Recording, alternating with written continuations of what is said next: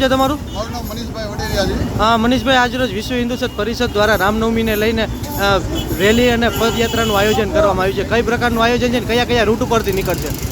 આ અમારે રામલીલાનો મહોત્સવનો કાર્યક્રમ રાખ્યો હતો. 9 દિવસ સુધી અમે રામ ભગવાનનો પંડાલ કિશનપરા ચોક ખાતે રાખેલો હતો, જે અમે નવો પ્રયોગ કરેલ છે. અને લોકો જેમ ગણેશ પંડાલ કરે છે 11 દિવસથી, તો 9 દિવસનો પંડાલ અલગ અલગ સંસ્થાઓનો મંડળો કરે એવી ભાવનાથી કરેલ છે. જે આવતા વર્ષોમાં તમને કાર્યક્રમ તમને રાજકોટના કયા કયા માર્ગો ઉપર નીકળશે? અમારી રથયાત્રા રાજકોટના કિશનપરા ચોકથી શરૂ થઈ અને જિલ્લા પંચાયત ચોક થઈ અને ફુલસાબ ચોક થઈને આપણે પંચનાથ બધી પૂર્ણાહુતિ કરશું. અન્ય મહાઆરતીનું આયોજન રાખેલ છે. કેટલા વાહનો છે ને કેટલા લોકો જોડાયા છે?